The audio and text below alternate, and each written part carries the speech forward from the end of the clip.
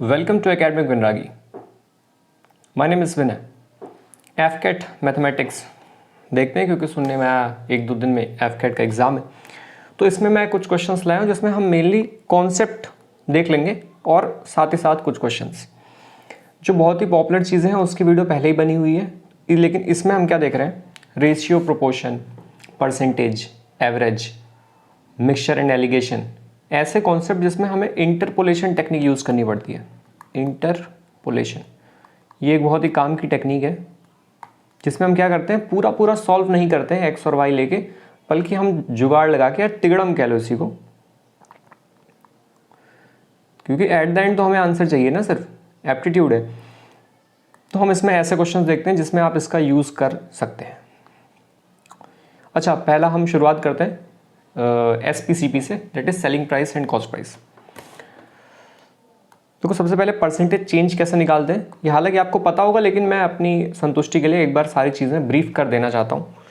Percentage change का क्या मतलब है, पहले कोई वैल्यू रही होगी, उसमें कुछ इंक्रीमेंट हुआ होगा या डिक्रीमेंट हुआ होगा।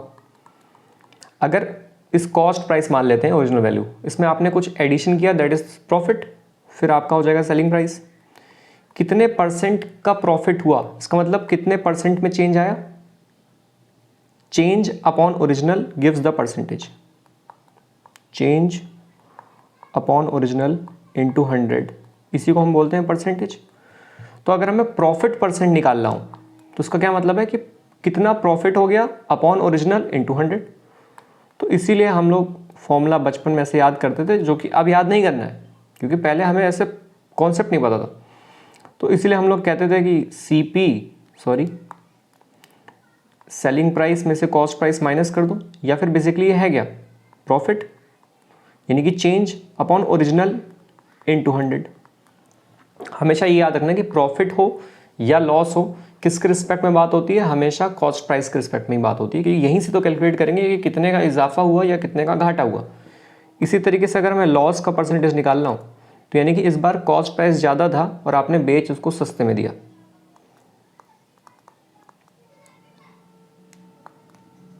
यानी कि ये वाली बात हो गई। किसके रिस्पेक्ट में, ओरिजिनल ऑलवेज हमारा कॉस्ट प्राइस ही रहेगा। तो यहाँ से हमारा लॉस परसेंटेज आ जाता है। तो यानी हमने ये टर्म देख लिया, cost price, selling price, profit, loss. अच्छा, एक तो होता है डिस्काउंट, मतलब डिस्काउंट के साथ ही फिर हो जाता है एक मार्क्ड प्राइस। मान लो 100 रुपये लिखा है, वो मार्क्ड प्राइस है और वो इस पर कुछ डिस्काउंट देगा, तो डिस्काउंट हमेशा किस पे होगा, जो मार्क्ड प्राइस है। फिर जो रिजल्टेंट वैल्यू आएगी वो क्या होगी, हमारी सेलिंग प्राइस होगी। सेलिंग प्राइस में से आप प्रॉफिट माइनस कर देंगे तो हमारा कॉस्ट प्राइस हो जाएगा। सारा डायग्राम क्लियर है ना। कॉस्ट प्राइस में कुछ एडिशन हुआ, profit, that is selling price. अब इसने क्या किया था, कुछ मार्क्ड प्राइस रखा था आगे, कुछ ज़्यादा, 100 की बजाय 150 रखा हुआ था, फिर उस पर उसने कुछ डिस्काउंट दे दिया तो हमारा सेलिंग प्राइस हो गया। सेलिंग प्राइस से प्रॉफिट हटा देंगे, कॉस्ट प्राइस। ये सारी बेसिक ब्रीफिंग थी क्वेश्चन शुरू करने से पहले। एक और कॉन्सेप्ट आता है सक्सेसिव डिस्काउंट का, मतलब कि उसने क्या किया, बोला कि मैं 10% डिस्काउंट दे देता हूँ और फिर जो वैल्यू आ रही है फिर बोला उस पर और 15% का डिस्काउंट दे देता हूँ। तो सक्सेसिव डिस्काउंट, जैसे इंग्लिश ही बता रही है कि 10%, फिर जो वैल्यू है उसी पे 15% का और डिस्काउंट। तो चाहे तो मैनुअली कैलकुलेट कर सकते हैं या तो एक छोटा सा फॉर्मूला है वो भी देख सकते हैं। तो आइए शुरू करते हैं। If the cost price of 15 pencil is equal to selling price of 20 pencil, find the loss percentage. एक पेन का मान लो x, लेकिन अब हम x और y क्यों लेंगे, यहाँ c और s दिया है तो c और s ले लेते हैं। यानी कि cost price of 15 pencil is equal to selling price of, अच्छा पहले ही लिखना चाहिए था ना मुझे, 20 SP। ठीक, अरे अगर एक की कॉस्ट CP मान लो तो 15 की 15 CP नहीं हो जाएगी क्या। अब इनको फ्रैक्शन में ले आओ,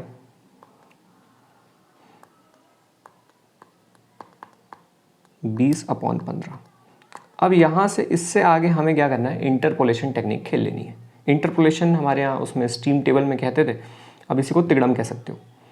अब ये 20x और 15x होगी एज पर द मैथमेटिक्स, लेकिन x फैक्स अब नहीं मानते हम। मान लो कि कॉस्ट कितने की है, कॉस्ट प्राइस 20 की, सेल आपने कितने का किया, 15 का। कितने का लॉस हुआ, क्या दिख नहीं रहा है हमें, कॉस्ट में से सेलिंग प्राइस माइनस करेंगे तभी तो लॉस आएगा, अभी पीछे देगा। लॉस कितने का हो गया? 5 का। लॉस परसेंटेज निकालना है, किस रिस्पेक्ट में निकालते हैं? हमेशा कॉस्ट प्राइस में। 5 का लॉस हुआ है, अरे डिफरेंस देख रहे हो ना, 20 माइनस 15 5 अपॉन 20, क्योंकि 20 is the cost price, into 100, that is our final answer. 20 into 4 5 4 जा 20% is the loss. A vendor sells a product for rupees 1800 after a discount of 25%. What is the list price of the product? क्या पूछ रहा है? MRP।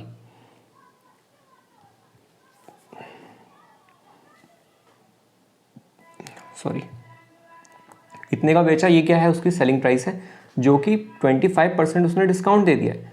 अब यहाँ से आपको देखना है कि यहाँ पे हम कॉस्ट प्राइस, सेलिंग प्राइस जब भी होती है, रेफरेंस क्या मान लेते हैं? 100। इससे काम क्या हो जाता है? आसान हो जाता है। तो अगर 25% डिस्काउंट दे दिया तो असल में वो जो मार्क्ड वैल्यू थी उसकी ये सिर्फ 75% वैल्यू है। तो यानी कि 75% का मतलब है 1800 रुपये, है ना। 25% तो उसने डिस्काउंट दे दिया, बचा कितना? 75। तो 75 का मतलब है 1800 रुपये। तो 100 का क्या मतलब होगा? एक का निकाल लो, जैसे करते थे। अगर 2 रुपये में 6 आम है, तो 1 रुपये में कितने आम हो जाएंगे? 6/2, यानी कि 3 आम। फिर अब कितने का भी निकाल रहा हूँ, मान लो 10 आम का निकालना है, तो 10 से मल्टीप्लाई कर दो 3 आम को। ये बेसिक तो सभी को पता है ना। पहले 1 का निकालने के लिए इन दोनों को डिवाइड कर दो 6/2, फिर जितना चाहिए उसमें इतना मल्टीप्लाई कर दो। तो 1 का निकाल लेते हैं पहले। अब अगली बार मैं 1 का नहीं निकालूंगा, डायरेक्ट कर दूंगा। 1 का यानी कि 1800/75, इतना रुपए। हमें कितना चाहिए? 100 का, यानी कि 1800/75 इंटू 100। ये वाली लाइन लिखने की ज़रूरत नहीं है, ये बस मैंने समझाने के लिए लिखा है। इसको सॉल्व कर लो। 25 इंटू 3, 25 इंटू 4, 3 6 6 4 जा 2400। 2400 is the correct answer. Find the single discount equivalent two successive discount of 30% and 50%। ठीक, सक्सेसिव डिस्काउंट का फॉर्मूला क्या है? A plus B plus AB/100, ये फॉर्मूला है। यहाँ पे ध्यान क्या देना कि विथ साइन डालना। जैसे डिस्काउंट है तो इसका मतलब परसेंटेज रिडक्शन है, तो आपको माइनस वाली वैल्यू डालनी है। अगर मान लो उसी में कोई प्रोडक्ट है, उसमें उसने 25% इंक्रीज़ कर दिया, फिर 12% डिक्रीज़ कर दिया, तो जब आप A डालेंगे तो +25 डालना, और जब B की वैल्यू डालना तो -12 डालना। ठीक है, इंक्रीमेंट में प्लस, डिक्रीमेंट में माइनस। या फिर वैसे याद कर सकते हो, वैसे मत याद करो, मैंने ऐसे याद किया इसलिए यही चलने दो। तो यानी कि 30% का डिस्काउंट और 50% का, यानी कि -30 -50, फिर -30 और -50, जो कि ये प्लस ही हो जाएगा। ये रही, कैलकुलेट कर लो कितना हो जाएगा। 0 से 0 0 0 15 और -80 कितना हो गया? 15 5 20 और 60, -65% का डिस्काउंट हो गया सक्सेसिव। चाहे तो टुकड़ों में बांटो कि पहले भाई 30% का डिस्काउंट देंगे, फिर जो वैल्यू आएगी उसमें 50% का डिस्काउंट देंगे। इसका साफ साफ मतलब है कि जितनी ही प्रोडक्ट की वैल्यू है सीधा 65% का डिस्काउंट। तो ये फॉर्मूला बड़ा काम का है, और साइन नहीं भूलना। If the mark price of the book is rupees इतना, ठीक है, after allowing 20% discount the loss incurred on the book is 4%, find the cost price of the book. Mark price है 150, after allowing 20% discount, selling price अब आप निकाल लेंगे क्योंकि 20% discount हो गया, तो सेलिंग प्राइस कितनी हो गई? अच्छा, कभी भी परसेंटेज निकालना हो 10%, 20%, 30%, तो हम क्या करते हैं? 20% का मतलब है 20/100 इंटू ये वाली वैल्यू। मैं आपको वो बता रहा हूँ, वो तो मैं जान रहा हूँ कि सभी लोग निकाल लेंगे कि कैसे करना है। तो हमेशा क्या करो, सबसे पहले 10% निकालो किसी का भी। 10% का क्या मतलब है? 10/100। हवे में देखो, मेरी तरफ देखो, कहाँ देख रहे हो? 10% का क्या मतलब है? 10/100 इंटू में वाली वैल्यू, ठीक है। 10/100 का मतलब 1 0 कट गया, यानी 1/10, सीधा 1/10 निकाल दो, 10% की वैल्यू आ जाएगी। 20% चाहिए तो उसको इंटू 2 कर दो, 40% चाहिए तो इंटू 4 कर दो। तो 150 का 20% निकालो, हवे में क्या हो जाएगा, 1/10 करो यानी कि 15, 20% चाहिए तो इंटू 2 यानी कि 30 रुपये का डिस्काउंट दे दिया, तो सेलिंग प्राइस कितनी हो गई, 150 में 30 माइनस हो गया 120। ये समझाने में थोड़ा सा टाइम लगा, ये होगा बड़ी जल्दी। अब ये क्या कह रहा है कि इसने जो बेचा तो ऐसा पाया कि यार ये तो लॉस हो गया है 4% का, 4% का लॉस हो गया, यानी कि अब ये उसको 100 रेफरेंस मानते हुए कितने परसेंट है ये सिर्फ 96% है, यानी कि 96% डिनोट्स 120 रुपये, तो 100% डिनोट्स क्या 120 अपॉन 96, एक का आ गया इंटू 100, इतने रुपीज़। सॉल्व कर लो यार, कैलकुलेटर अलाउड नहीं है ना। 4 2 जा 8, 1 कैरी 4 जा 16, 4 0, 6 4 जा 6 5, 4 4 2 जा 8, 2 गए 4 5 20, 25 इंटू 5 कितना होता है 125। तो ऐसे हमारा आंसर आ जाएगा, this is the correct answer. तो यहाँ हमने 2-3 कॉन्सेप्ट देख लिया, परसेंटेज कैसे निकालना है जल्दी से, डिस्काउंट भी देख लिया, और इंटरपोलेशन तो हम देख ही रहे हैं। If the area of rectangle is increased by 32%, अच्छा इसमें एफ कैट में तो खैर टाइम बहुत होता है, आप एक्स और वाई लेके सिंपल जो इक्वेशन बना के भी अगर आप सॉल्व करेंगे तो क्वेश्चन सॉल्व हो जाएगा, जल्दीबाजी की बात नहीं है। लेकिन कुछ अगर टेक्निक पता हो तो थोड़ा और टाइम बच जाता है। If the area of rectangle is increased by 32% और उसकी ब्रेथ इंक्रीज की गई है 20%, तो लेंथ में कितनी परसेंट इंक्रीमेंट किया गया है ये कह रहा है। तो या तो यार बेसिक से, मान लो मुझे कोई फॉर्मूला कुछ नहीं आता है तो बेसिक से निकाल लो, चलो बेसिक से भी निकाल ही लेते हैं। क्वेश्चन एरिया होता है लेंथ इंटू ब्रेथ। अब क्या कह रहा है ये कि एरिया इंक्रीज हो गया 32%, यानी कि एरिया क्या हो गया अब 32% यानी 1.32 टाइम्स ऑफ ए हो गया है, ए डैश जो है। लेंथ नहीं पता, लेंथ को एल डैश ले लेते हैं, यही निकालना है। विड्थ कितना इंक्रीज हुआ है, ब्रेथ इज इंक्रीज्ड बाय 20%, यानी कि 20% का क्या मतलब है 1.2 टाइम्स, या फिर 20/100 कर लो, कितना हो जाएगा L बाय 1/5 यानी 0.2, और 1 + 0.2 1.2 एक ही बात है ना, 1.2 टाइम्स ऑफ ब्रेथ। ठीक है, ये कह रहा है कि ऐसे इक्वेशन बना लो। इस लिखी हुई जो चीज़ है इसको हमने इक्वेशन में तब्दील कर लिया, solve and get the answer. Solve करने में मन तो नहीं है मेरा, चलो ए की जगह L इंटू बी रख देते हैं, बी से बी कट गया और इधर आ गया, यानी L dash equals to 1.32 upon 1.2, यानी कि 132 और 12 इंटू 10⁻⁻1। कैलकुलेटर होता ना 12 इंटू 12, एक कैरी 12 × 12, यानी कि 1.1 ऑफ L। अच्छा L भी तो रहेगा, L डैश कितना हो गया हमारा 1.1 टाइम्स ऑफ L, यानी कि दिख रहा है ना साफ साफ 10% का इंक्रीमेंट हुआ। 10 इज़ द आंसर। या तो मान लो आप इसी को उससे करना चाहो सक्सेसिव डिस्काउंट वाले फॉर्मूले से, तो उससे भी कर सकते हैं। फॉर्मूला क्या था, A + B + AB अपॉन 100, ये हमारा नेट इंक्रीमेंट, नेट चेंज बताता है कितना ओवरऑल डिस्काउंट हुआ या ओवरऑल जितना चेंज हुआ। तो ये लेंथ मान लो, ये ब्रेड्थ मान लो, एरिया में आ जाएगा, यानी कि लेंथ में कितना इंक्रीमेंट हुआ नहीं पता, विड्थ में कितना हुआ 20% plus 20 into L by 100, area आ जाएगा, एरिया में कितना हुआ है 32%। ये लो, इस फॉर्मूले से भी कर सकते हैं, solve and get the answer. 16 equals to L + 20 और 5, L + L बाय 5, यानी कि 6L बाय 5। अच्छा यहाँ 12 आएगा ना, 6 इंटू 2, 5 इंटू 2, L हो गया 5 इंटू 2 दैट इज़ 10% का इजाफा। तो ये फॉर्मूला बड़े काम की चीज़। Ruby scores 32% marks in history and failed by 16 marks. अच्छा ऐसे कई क्वेश्चन टाइम स्पीड डिस्टेंस में भी आते हैं कि वो इतने की स्पीड से गया तो इतने मिनट लेट पहुंचा, इतने की स्पीड से गया तो 4-5 मिनट पहले ही पहुंच गया। तो वहाँ से हमें बताना होता है एक चीज़, है ना, वो हमने किसी वीडियो में भी किया है, और नहीं तो आप जिस एजुकेटर से सीखते हैं तो आपको आता ही होगा। रूबी स्कोर्स 32% और फेल हो गई, तो यानी कि यहाँ कहीं पासिंग मार्क्स रही होगी, उससे इसके 16 मार्क्स कम थे। कितने परसेंटेज लाने पे? 32% लाने पे। ठीक है, अच्छी बात है। रॉबिन साहब scored 48% marks and score 16 marks more than the pass marks. Passing marks से 16 मार्क्स ज़्यादा लाया है। इसकी परसेंटेज कितनी है? 48%। ठीक है, अच्छी बात है। फाइंड द मैक्सिमम मार्क्स, 100% की वैल्यू पूछ रहे हैं। तो इसमें आप देख लो कितना इजाफा है, 48 में 32 जाएगा, यानी इतना कितने परसेंट है? वो किसको दिखा रहे हैं? 32 मार्क्स को।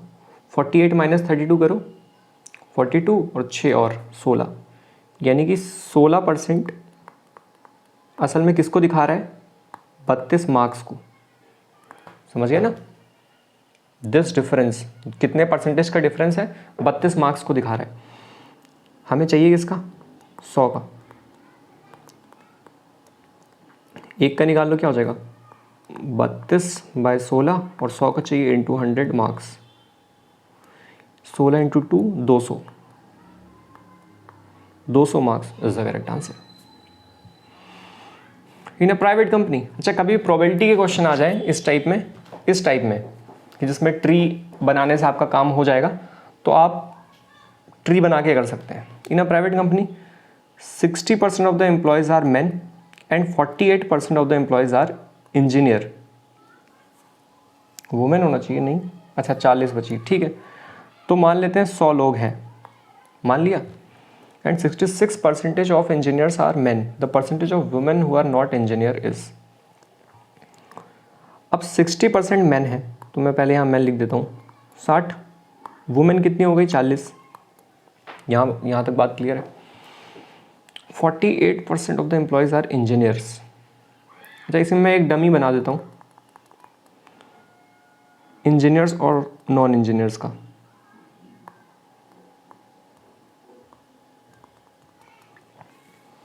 %48 of the employees are engineer. ठीक है, 48% एम्प्लॉयज़ जो हैं इंजीनियर। मेल भी हो सकता है, फीमेल भी हो सकता है। ये इसने एक अलग बात कह दी, इसलिए हमें ट्री एक और बनानी पड़ रही है साथ में, है ना? 48% of employees are engineers and 66.6%। ये कितना है असल में? 1/3 होता है 33.33, यानी कि ये कितना है? 2/3 कह रहा है। 2/3 of the engineers are man. इसका 2/3 निकालो, 1/3 कितना होता है? 1/3 इज 16, 2/3 इज 32, 32 इधर और 16 इधर। 2/3 इंजीनियर्स आर मेन, यानी कि 32 मेल हैं और 16 वुमेन इंजीनियर्स हैं। बाकी सारे जो हैं वो नॉन इंजीनियर्स हैं। अच्छी बात है। क्या कह रहा है? The percentage of women who are not engineers. तो 16 टोटल 40 वुमेन हैं और 16 वुमेन उसमें से इंजीनियर्स हैं। परसेंटेज निकाल लो। 16 वुमेन, टोटल कितनी है? 40 वुमेन। तो इतनी परसेंट वुमेन क्या है? इंजीनियर्स हैं। 8 2 जा 8 5 जा 5 इंटू 2 40%। 40% वुमेन क्या है? इंजीनियर्स हैं। पूछा क्या है? Not engineers. तो कितनी हो गई? 60% इज द आंसर। या फिर ऐसे ही निकाल सकते थे, टोटल 40 वुमेन है, 16 इंजीनियर है, नॉन इंजीनियर निकाल दो, 40 माइनस 16 कितनी बचती? अपॉन 40 इतनी वुमेन है। ऐसे करके डायरेक्ट निकाल सकते थे, अगर ऐसे ना निकालना होता तो। जो फिर दिल ने एक तमन्ना की।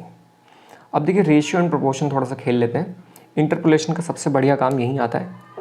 और एक बात और ध्यान में रखना यार इस मैथमेटिक्स को सॉल्व करते हुए, कि या तो इक्वेशन बना लो और इक्वेशन बना के उसको सॉल्व कर लो, जैसे बचपन में करते थे, या तो इक्वेशन बना के आप सॉल्व मत करो। अगर इक्वेशन अच्छी बन गई है सुंदर सी, कि हाँ भाई वैल्यू उठा के डालना ही है, तो ऑप्शन का भी यूज़ कर लो। कभी कभी ये ज़्यादा अच्छा है, कभी कभी ये ज़्यादा अच्छा है।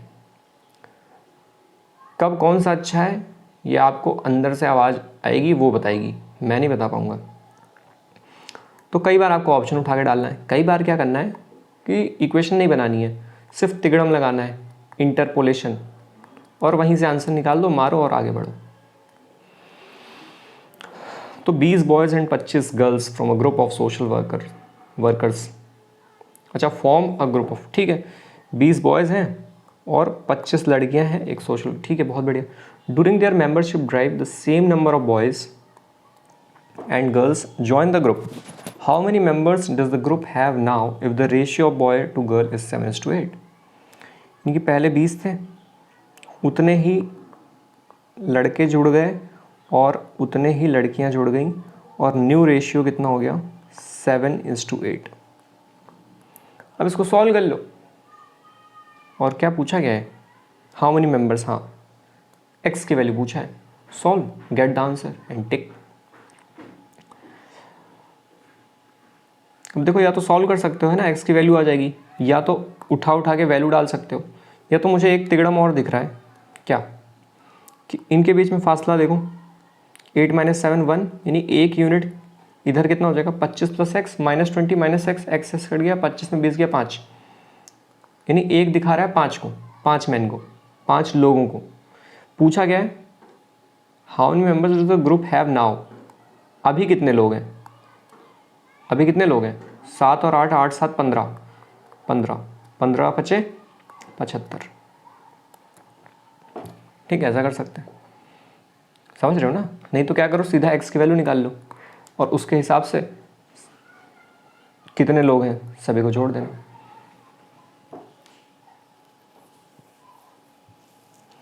The angles of a quadrilateral are in the ratio of this. आपको पता है क्वाड्रिलेटरल के सभी का सम कितना होगा 360। तो इतने x इतने x इतने x इतने x कर सकते हैं, या फिर सीधा मैंने कहा x x मत माना करो, इतना यूनिट इक्वल टू इतने डिग्री, या इतने यूनिट इक्वल टू इतना मास, इतने यूनिट इक्वल टू इतने परसेंटेज, इतने मार्क्स, जो भी दिखा रहा हो इंटरपोलेट कर सकते हैं। तो 4 2 6, 6 5 11 और 7 18, यानी 18 किसको दिखाता है 360 डिग्री को, है ना? सबका समेशन 360 डिग्री तो होगा सारे एंगल्स का।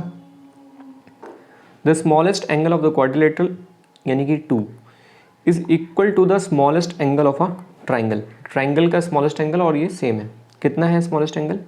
तो 18 की वैल्यू 360 डिग्री, तो 2 की वैल्यू कितनी हो जाएगी 360/18, एक का हो जाएगा इंटू 2 इतने डिग्री, यानी कि 18 × 2 20 यानी 40 डिग्री।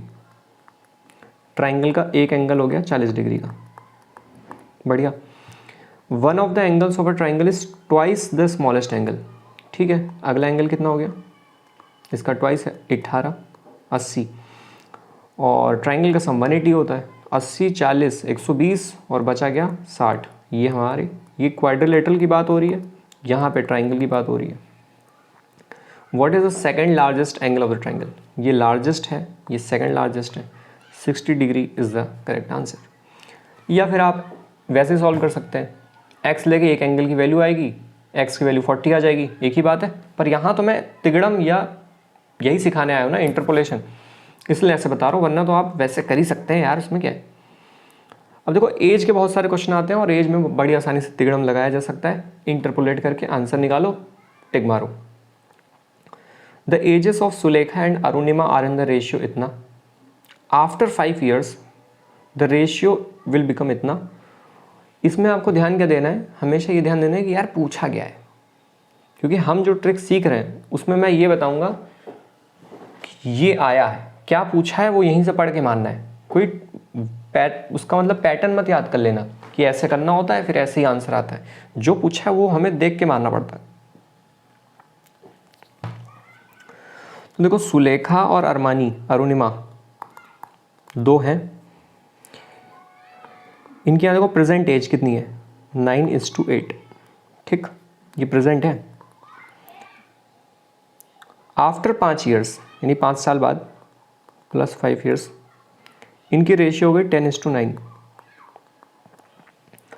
तो जितने भी एज वाले क्वेश्चन आए रेशियो वाले, सबसे पहले आपको क्या करना है, इनका चेंज सेम कर लेना है मल्टीप्लाई करके। ये तो यार यहाँ पे डायरेक्ट दे ही दिया सेम। जैसे 8 और 9 के बीच कितना फासला 1 यूनिट का, और 9 और 10 के बीच कितना फासला 1 यूनिट का। तो now they are balanced type heat exchanger. E = NTU/1 + NTU, वो सब नहीं जानना है।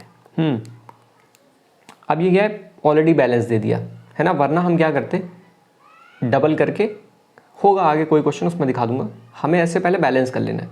यानी अब एक का फासला किसको दिखा रहा है 5 years को दिखा रहा है। समझ आ रहा है ना कैसे हुआ।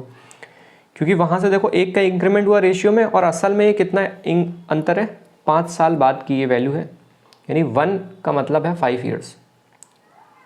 ठीक है, 1 क्या था याद है ना, इनके बीच का फासला। अब पूछा गया है what is the difference in years between their edges. अभी ये 9:8 के उसमें है, डिफरेंस पूछा है, यानी 9 ये है 9 यूनिट की, ये है 8 यूनिट का, डिफरेंस कितना हो गया, 9 - 8 दैट इज़ 1, और 1 का क्या मतलब है 5 years, 5 years is the answer. लेकिन यार ये तो डायरेक्ट आ गया, मैं ऐसे नहीं बताना चाहता था। एक काम करते हैं, मान लो इसमें पूछा होता ये इस सुलेखा की प्रेजेंट एज बताओ, तो सुलेखा की प्रेजेंट एज कितनी है, 9, दिख नहीं रहेगा यहाँ से। सुलेखा की प्रेजेंट एज, सुलेखा की 5 साल बाद की एज नहीं पूछ रहा हूँ, सुलेखा की प्रेजेंट एज 9 है, तो 9 का क्या मतलब हो जाएगा 45 साल। अगर पूछता अरुणिमा की प्रेजेंट एज, तो अरुणिमा की प्रेजेंट एज तो 8 है, और 1 यूनिट का मतलब 5 ईयर्स है, तो 8 यूनिट का क्या मतलब होता 8 पंचे 40। ठीक है, ये रही दोनों की प्रेजेंट एज, और इनके डिफरेंस बताना है, तो 45 - 40 = 5 ईयर्स। इसने डिफरेंस पूछ लिया, कई बार डिफरेंस नहीं पूछता है, तो सिर्फ सुलेखा पूछेगा तो ये आंसर, सिर्फ अरुणिमा पूछेगा तो ये आंसर, और अगर डिफरेंस पूछा तो ऐसा करने की जरूरत ही नहीं है, सीधा वहाँ यूनिट देख लो। मान लो यहाँ पे 9 है और यहाँ पे 6 होता, तो हम क्या करते 9 - 6 दैट इज 3 की वैल्यू निकाल देते, यानी कि 15 साल आंसर हो जाता। समझ रहे हो ना इंटरपोलेशन, यही सब तो समझना है यार। The ratio of the ages of Tina and Rakesh is इतना, टीना और राकेश 10 ईयर्स एगो, अच्छा ये प्रेजेंट एज है, ये आपको ध्यान रखना है हमेशा किधर क्या लिख रहे हो। अब 10 ईयर्स एगो की बात हो रही है, -10 years, the ratio of the age was 4:5। ठीक है, what is the present age of Rakesh, Rakesh की प्रेजेंट एज यानी 10 की ये वैल्यू पूछेगा। अभी हटा देते हैं। सबसे पहले क्या काम करना, आपको बैलेंस करना था कि देखो 5 और 5, अरे यार फिर से ये बैलेंस ही है, यानी कि 5 किसको दिखा रहा है, किसको दिखा रहा है, इधर से दिख नहीं रहा है क्या, 10 साल। रेशियो से हम यूनिट का डिफरेंस देख रहे हैं, और असल में वो किसको दिखा रहा है, एक्चुअल वैल्यू क्या है हमारा 10 ईयर्स को रिप्रेजेंट कर रहा है। ठीक है, यानी 1 का मतलब 2 ईयर्स। पूछा गया है राकेश की प्रेजेंट एज, प्रेजेंट एज किसकी, राकेश की, यानी ये पूछ रहा है कि 10 की क्या वैल्यू है, 10 का मतलब होता है 20 ईयर्स, 20 ईयर्स आंसर। ठीक, अगर पूछता ये इसकी तो हम 9 की वैल्यू निकाल देते, पूछता कि दोनों का समेशन कितना है तो 10 + 9 19 की वैल्यू दे देते, पूछता दोनों का डिफरेंस कितना है तो 10 - 9 यानी 1 यूनिट का आंसर निकाल देते। घूम फिर के यही करना है और कुछ नहीं करना है। एज वाले क्वेश्चन सारे ऐसे हो जाते हैं। प्रेजेंट एज ऑफ अमित और उसके बाप की इतनी है, यानी अमित और ये अमित के फादर, इनकी प्रेजेंट एज कितनी है, यहाँ देखो ध्यान से, प्रेजेंट एज। ठीक है, बढ़िया है। 4 ईयर्स हैंस, अच्छा 4 ईयर्स एगो मतलब पीछे, 4 ईयर्स हैंस मतलब उसके बाद में आएगा, अभी हुआ नहीं है। 4 साल बाद इनकी एज का रेशियो 5:11 हो जाएगा। चलो ठीक है, ये अच्छा है, इसमें बैलेंस नहीं है। ठीक है, what was father's age 5 years ago. ठीक है, सबसे पहला काम क्या करना था, बैलेंस करना था। देखो यहाँ पे तो 6 है और यहाँ पे 3 है, नहीं मज़ा आया, बैलेंस करना पड़ेगा। 2:5 को हम क्या लिख सकते हैं, ट्वाइस कर दो, 4:10 ऐसे भी तो लिख सकते हैं। देखो ये बैलेंस हो गया, 10 से 11 1, 4 से 5 1, फासला कितना 1। अब ये बैलेंस्ड हो गया। आप इसमें नहीं लगा सकते हैं ये अप्रोच, इसमें लगा सकते हैं। तो पहले आपको क्या है, रेशियो है तो ×2 ×3 कैसे भी करके इनको पहले बैलेंस कर लेना। अब ये हो गए बैलेंस। पानी नहीं लाया हूँ क्या मैं,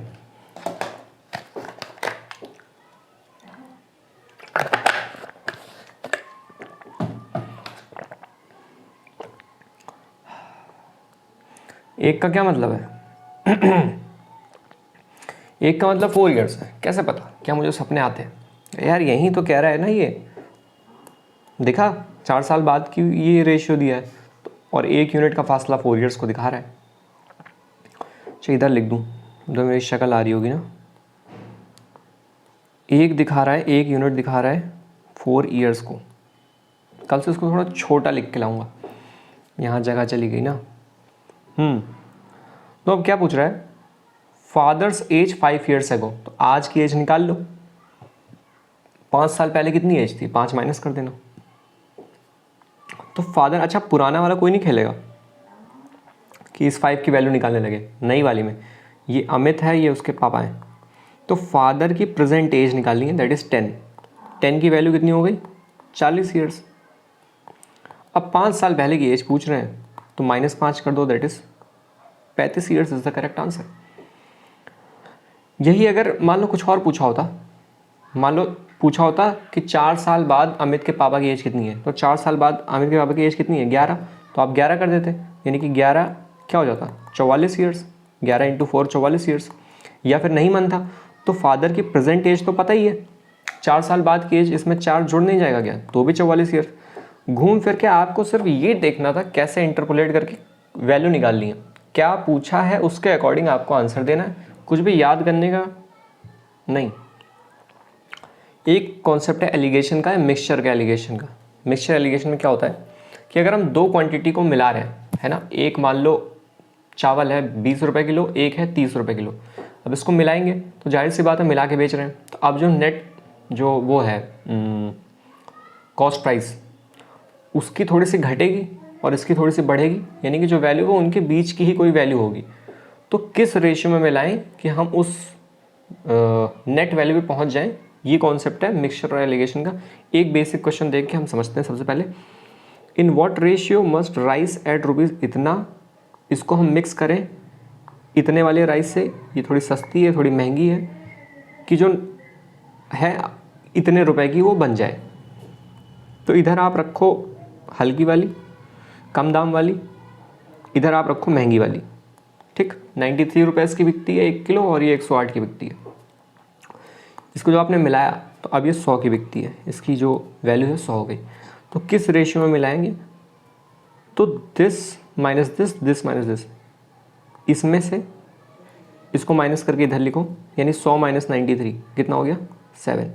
ये कैसे आया यहाँ पे लिख देता हूँ, 100 - 93 रेशियो है, मॉड ले लो, इसमें से इसको माइनस करो चाहे इसमें से इसको माइनस करो, हमेशा पॉजिटिव वैल्यू लिखनी है, रेशियो कभी निगेटिव में नहीं है ना। -7 बोरी कैसे मिलाओगे यार, तो 100 - 8 कितना हो जाएगा 8। 8:7 के रेशियो में अगर आप मिला देंगे तो इसकी वैल्यू 100 हो जाएगी, ठीक है। ये कैसे आया है 8 आया है 108 - 100 से। तो हमेशा ये रखो बीच वाले से ही माइनस करके इधर लिख देना, और 100 में से ये वाला माइनस करके इधर लिख देना, और ये इनकी रेशियो हो गई। सो 8:7 इज़ द करेक्ट आंसर।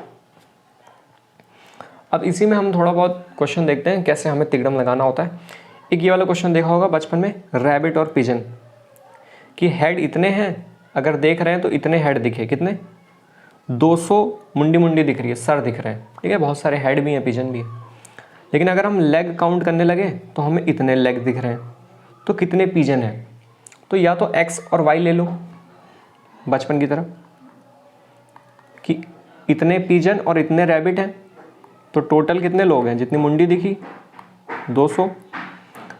फिर रैबिट कहाँ गया हमारा, रैबिट के 2 पाँव होते हैं, यानी इतने रैबिट यानी इतने पाँव, और अच्छा रैबिट के 4 पाँव होते हैं, क्या तुम लोग ये हाँ में हाँ मिलाए जा रहे हो यार।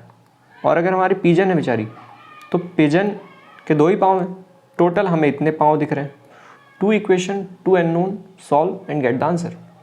लेकिन हम यहाँ सीखने आए हैं तिकड़मबाजी और मिक्सचर एलिगेशन के कॉन्सेप्ट, तो ऐसा भी कर सकते हैं, लेकिन आइए उसको भी देख लेते हैं। मान लो यहाँ पे रैबिट है, यहाँ पिजन है,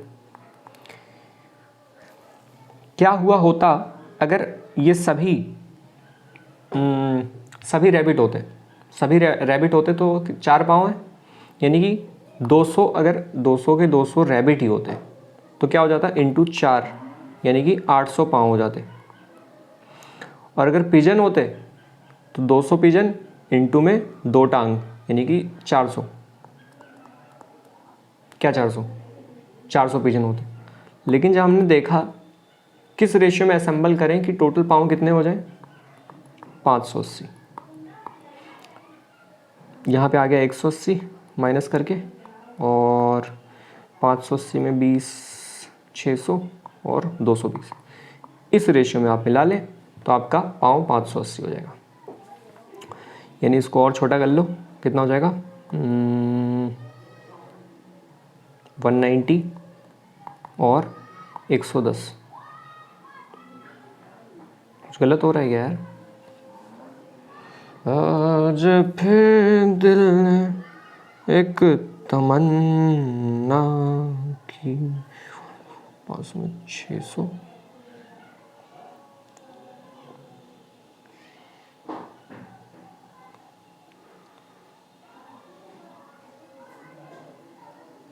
अच्छा तो मैं सोचूँ 200 क्यों नहीं बन रहा, यहाँ 90 पे ही बन जाएगा ये।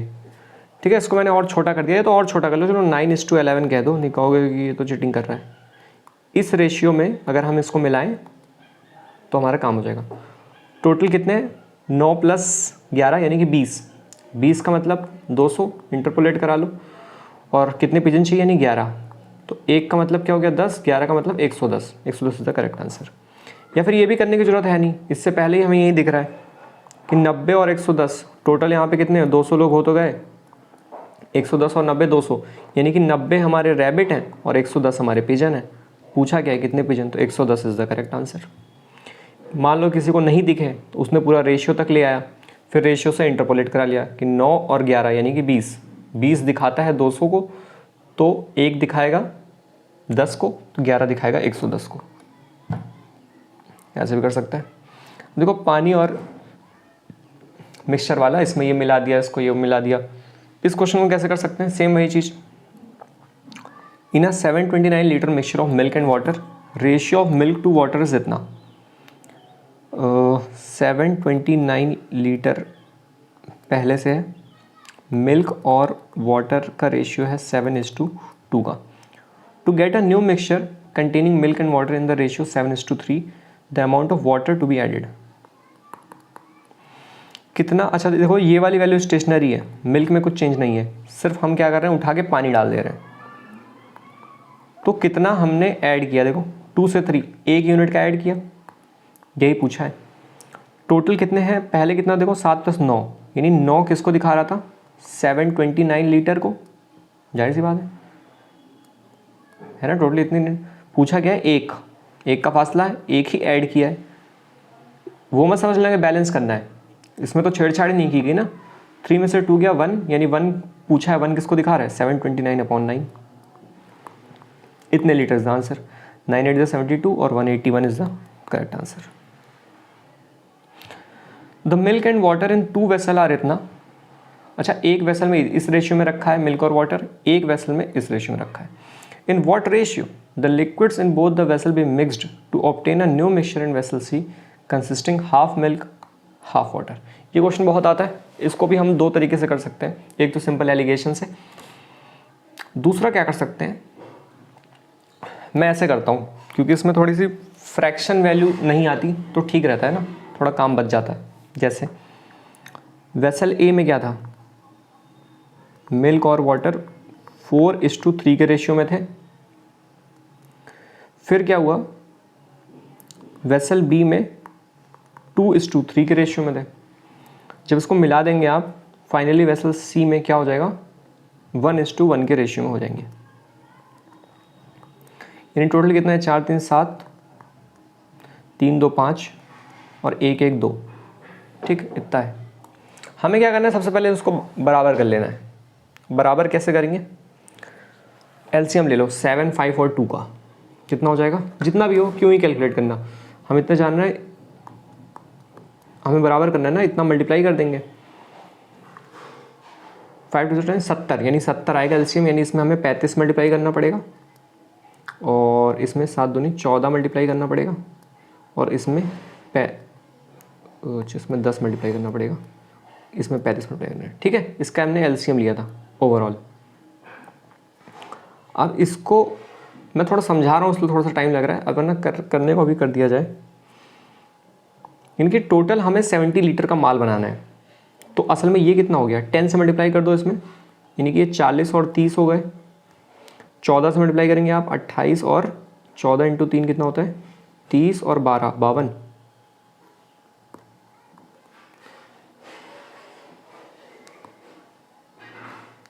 42, 70 और 35 और 35। अभी हमारा मिल्क और वाटर है, हम क्या करते हैं, मिल्क को एज अ यूनिट मान के सॉल्व कर लेते हैं। मिल्क को हम लेते हैं तो मिल्क यानी कि कितना है, यहाँ पे फोटो इधर आ रही होगी ना, मिल्क कितना है देखो, मिल्क है 40 और इसमें है 28। एलिगेशन के तहत जब मिला रहे हैं तो कितना हो जा रहा है 35। क्या रेशियो है, यहाँ आ गया 15 और 28 29 30 और 5 5 2 7 7:5 7:5 इज द आंसर। हमने इसको बनाने के बाद सिर्फ किसी भी एक क्वांटिटी को पकड़ लो, चाहे इधर की चाहे उधर की। तो मैंने मिल्क को लिया कि 40 था, 28 था, फाइनल वाले में 35 था, किस रेशियो में मिक्स करें कि ऐसा हो जाए, ये आ गया एलिगेशन। ये मैंने इसलिए किया ताकि यहाँ फ्रैक्शन वैल्यू ना बने, वरना हम इसको वैसे भी कर सकते थे। कैसे, क्या मैं इसको मिटा दूँ, मिटा दूंगा तो फिर कैसे दिखेगा, और नहीं मिटाऊंगा तो ये सेव कैसे होगा। आज फिर दिल ने, मिटाना पड़ेगा।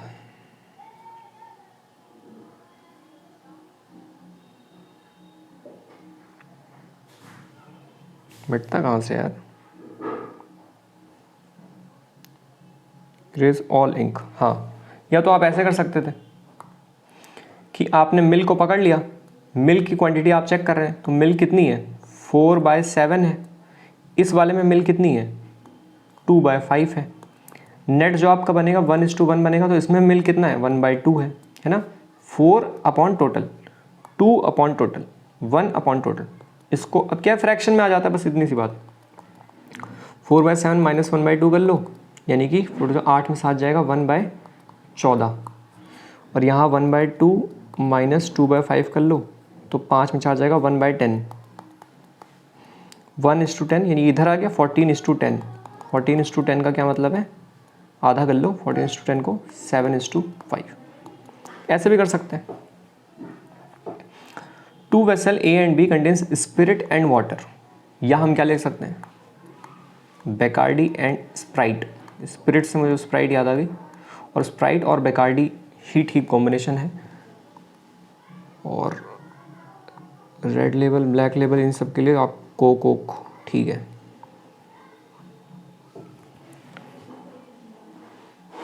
To vessels A and B contain spirit and water in the ratio of इतना, find the ratio in which this mixture is obtained, ठीक है। यानी कि 5:2 पहला, दूसरा 7:6। जब वेसल C में मिला दिया गया तो रेशियो कितना है 8:5। ये A है, ये B है, ये C है। 5 2 7, 6 6 12 1 13, 8 2 10 3 13 यूनिट, ठीक है। कितना मल्टीप्लाई करना पड़ेगा आपको, इसमें 13, इसमें 7, इसमें 7।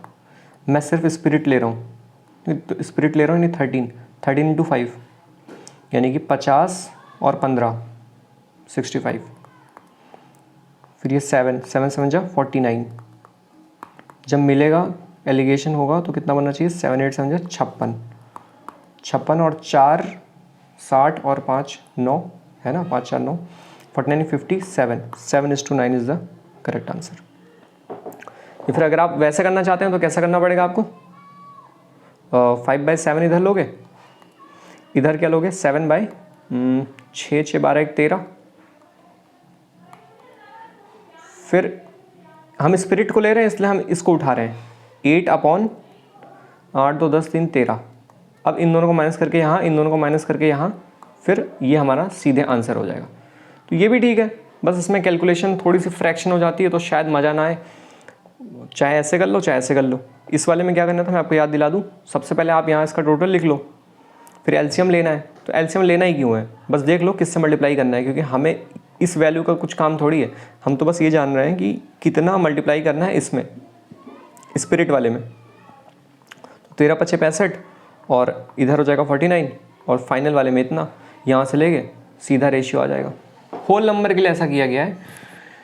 अब देखो 400 gram of sugar solution has 30% sugar in it, how much sugar should be added to make it 50% the solution.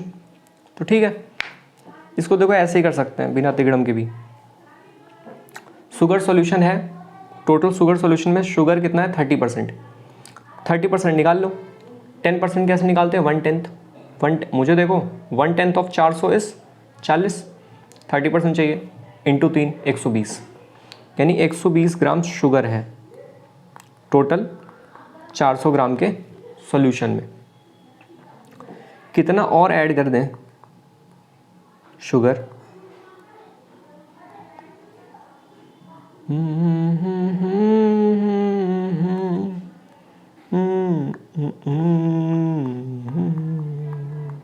To make it 50%, 50% का मतलब 1/2।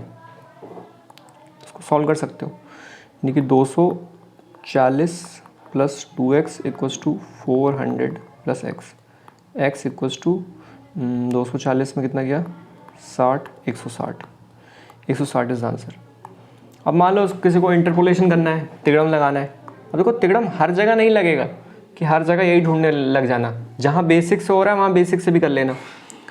और जैसे हाँ इसको ऐसे कर भी तो सकते हैं वैसे। 30% शुगर है तो शुगर और अदर मान लेते हैं। शुगर 30% है, वो 70% है, यानी कि 3:7 का रेशियो हो गया। How much sugar should be added to make it 50% the solution. आप 50% बनाना है तो हम यहाँ 3:3 लिखें या 7:7 लिखें, ये बताओ। हम ऐड क्या कर रहे हैं, शुगर। ये वाली वैल्यू तो कांस्टेंट रहेगी ना, अदर वाली शुगर ही बढ़ेगा ना। शुगर ऐड कर रहे हैं तो शुगर नहीं बढ़ेगा, तो 7:7 हो जाएगा। यानी कितना बढ़ा, 4 यूनिट। 4 की वैल्यू पूछ रहा है। टोटल कितना है 10, 7 और 3 10, यानी 10 किसको दिखाता है, 10 किसको दिखाता है, 7 और 3 10, 10 का मतलब है टोटल 400 ग्राम। पूछा गया है 4 का इजाफा हुआ तो 4 किसको दिखा रहा है, ये हो गया 40, 160 ग्राम। तो ये रेशियो वाले तिगड़म से भी किसी क्वेश्चन को किया जा सकता है और बेसिक एक्स और वाई लेकर भी किया जा सकता है। यहाँ पे मैंने सिर्फ आपको यही कॉस्ट प्राइस, सेलिंग प्राइस कैसे निकालना है, प्रॉफिट है ना, तो सॉल्व ना करने के बजाय आप इसको इंटरपोलेट करके ला सकते हैं। बाकी जो अदर इम्पॉर्टेंट चीज़ें हैं जैसे कि time, speed, distance, boat and stream, train वाले क्वेश्चन जितने हैं, क्लॉक में 2 ही आता है, 11/2 m-30h, और एक मिरर में 12 से माइनस कर देना, और अगर पानी में पूछे तो 6.5 से माइनस कर देना। क्लॉक के और कोई क्वेश्चन आए तो बेसिक यूज़ कर लेना, डिग्री वाला। कैलेंडर आता नहीं है। और क्या क्वेश्चन है, यही सबको सारे क्वेश्चन आते हैं, जिसमें से ये बहुत इंपॉर्टेंट है, time, speed, boat and stream, train और SICI। तो शायद एग्ज़ाम से पहले मैं एक वीडियो इसका कंपाइलेशन ले आऊँ, अगर देखूँगा मैं, क्योंकि इसका मैंने सेपरेट वीडियो बना रखा है। तो किसी के पास टाइम हो तो वीडियो देख लेना, उसमें सारे टाइप कवर्ड है, तो कंपाइलेशन की ज़रूरत नहीं होगी। पर अगर फिर भी काम पड़ा, ज़रूरत पड़ी, तो मैं एक वीडियो कंपाइलेशन लाऊंगा, देखते हैं। और अगर आप कुछ रिवाइज़ करना चाहते हैं तो इस चैनल पे क्या क्या अवेलेबल है फॉर एफकेट। सबसे पहली चीज़ है एफकेट के GK के PYQ, ये आपको मिल जाएंगे सॉल्व। 5-6 क्वेश्चन पेपर हैं GK, वो आप देख सकते हैं। दूसरा कंट्री एंड कैपिटल स्टार्टिंग के शिफ्ट में, सुबह वाले शिफ्ट में आता ही आता है, और सबसे इम्पोर्टेंट है अपना यूरोप और ये अफ्रीका। तो मैंने सारा ही याद करा दिया है ट्रिक से, तो अगर किसी का मन हो तो वो ट्रिक से इस वीडियोस को देख सकता है। मेरे ख्याल से एक स्टैटिक GK की भी वीडियो है और रीजनिंग की एक वीडियो है। ये एफकेट वाले प्लेलिस्ट से आप देख सकते हैं, जिसमें सबसे इंपॉर्टेंट अगर कोई चीज़ है तो स्टैटिक के लिए ये है, एफकेट GK PYQ और country and capital. Today's newspaper Instagram is now active, you can connect us on Instagram अगर किसी का मन हो तो। अगर आपको इसकी PDF की दरकार है तो आप टेलीग्राम से डाउनलोड कर सकते हैं। Thank you, take care, bye.